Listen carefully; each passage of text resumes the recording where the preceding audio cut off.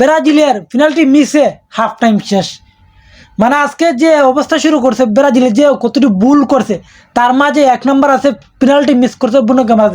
তার চেহারাটা দেখে মনে হয়েছে যে এত শট নিতে পারতো না, কিন্তু এত শটটা নিছে। এই যেহেতু ভিনিসিয়াস জুনিয়রের শটটা নিত, গোল ড্রাইভার সম্ভাবনা আছিল 80%, কিন্তু বুনো গেমারাসে খেললা দিনে শটটা নিল বুঝলাম না, কিন্তু হেতে এই বা গোলকির আত মারি লিছে শটটা, এটা গোল হয়েছে।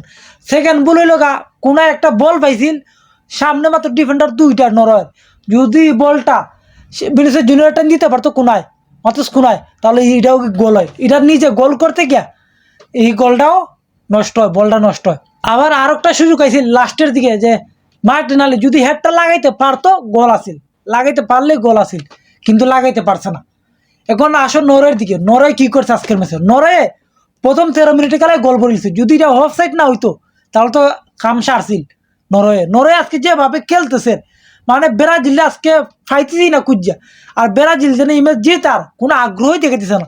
তুমি দেখো সেকেন্ডে বুল ফাস, এবার তোমার ঠিকঠাক মতন বল কাভারিং করতেছে না, মানে কাউন্টার অ্যাটাক দিয়ে বল আনতেছে না নরওয়ে পাওয়ার থেকে। নরওয়ে খাওয়া না চাইতেছে জ্বরে ব্রাজিলে, না তাদের কোনো মাথা ব্যথাই নাই বল তাদের পাও থেকে নিব করি।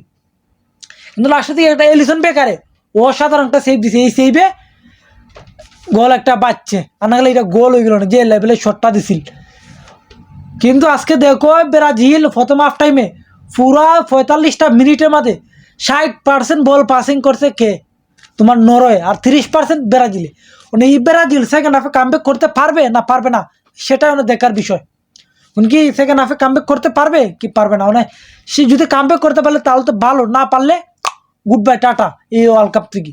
কারণ নরওয়ে যেভাবে খেলতেছে সেকেন্ড হাফে আরো তুকার খেলবো, কিন্তু নরওয়ের খেলা মানে হিসাবে বাইরে আজকে খেলতেছে কইতে গেলে।